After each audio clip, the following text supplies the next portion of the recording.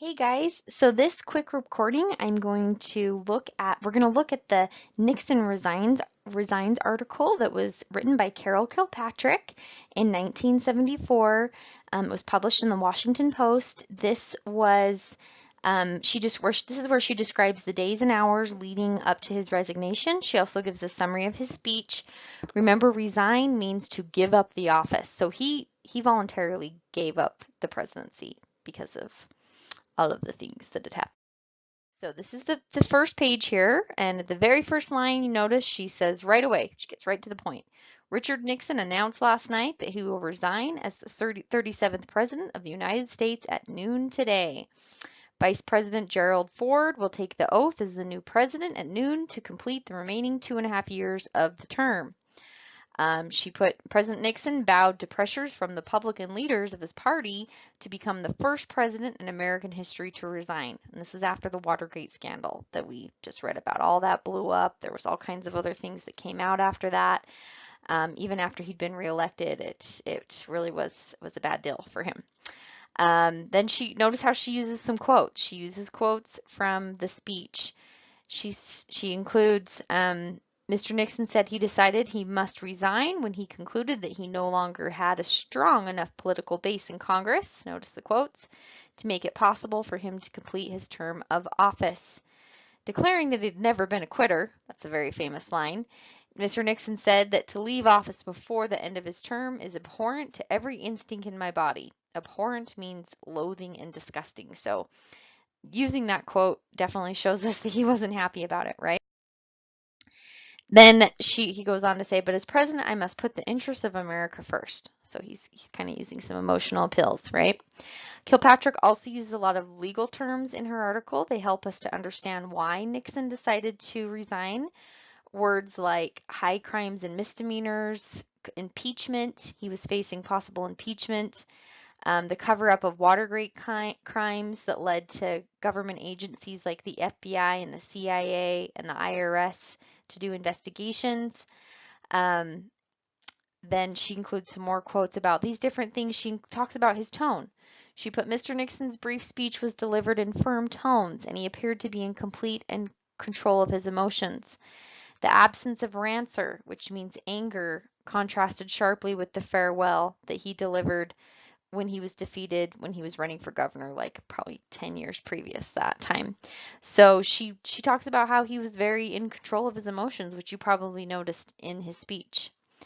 An hour before the speech, however, the president broke down during a meeting with old congressional friends and had to leave the room. So she did include some info about, he was keeping it together for the whole public, but when he was with just some friends, he was having a hard time.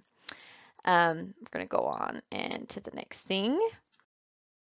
She put in his televised resignation after thanking his friends for support. The president concluded by saying he was leaving office with this prayer, may God's grace be with you in all the days ahead. He said, I leave with no bitterness toward those who have opposed me. He called on Americans to join together in helping our new president succeed. So he was friends with President Ford. And then in this part of the article, Kilpatrick describes his thoughts that led to resignation.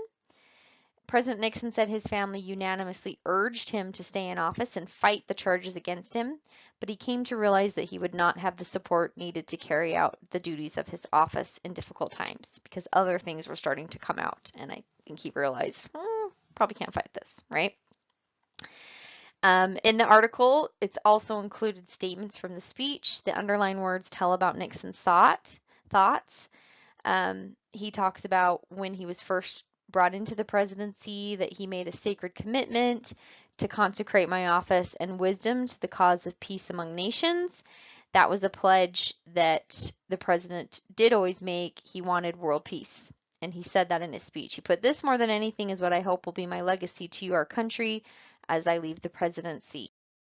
And then she goes on to talk about Nixon's successes, which because he did talk about those, where he had the end of the nuclear arms race, he had some trade deals, he also helped get them out of Vietnam, and so she goes on to talk about that in this part of the article, which you can read it all.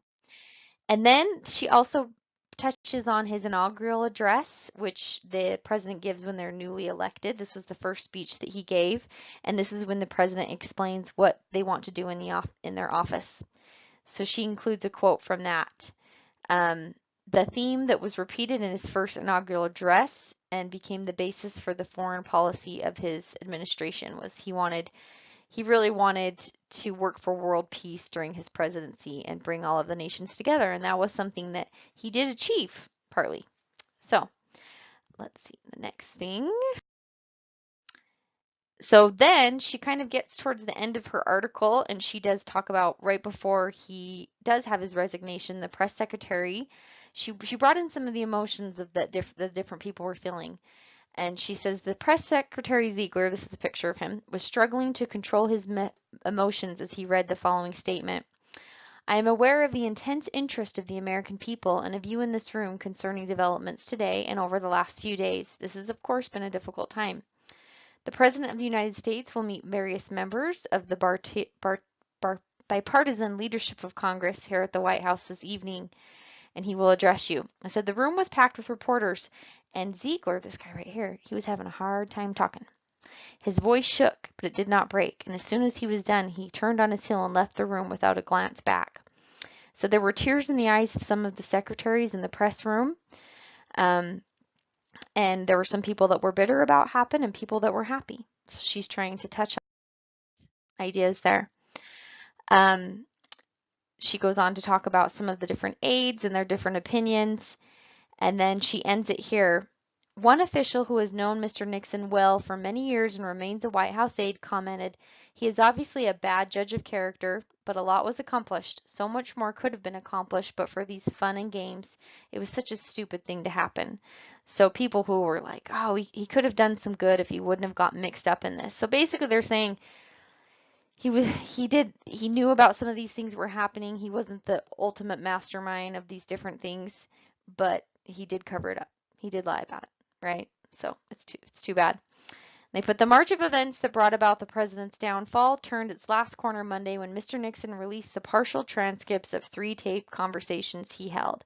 So that was kind of his, like, led to him resigning. These tapes were released, and he wouldn't release the tapes before, which made a lot of people angry. But then he did find. It seemed inevitable then that this would be his last week in office after those tapes were released. And then we're going to skip down here to the last part of this article. A White House spokesman said more than 10,000 telephone calls were received in the past 2 days expressing disbelief and the hope that the president would not resign. So there were people that were hoping that he didn't. But then there were lots of people that hoped that he did. You can see him outside the White House right here. Thursday was a wet, humid August day, but despite intermittent rain, the crowds packed the sidewalks in front of the White House. It was an orderly crowd, resigned and curious, watching newsmen come and go and being a part of a dramatic moment in the life of the nation. So, people, this was a big deal when this happened. So, things to note, and there's going to be some questions here in the Nearpod after that you can collaborate on. Notice how she includes lots of research in here. She's got lots of quotes. She brings in things from his other speeches to add in with this resignation speech. Lots of details are added to this article. So you're getting a lot more than just when you watch his speech, right? But you can compare them both.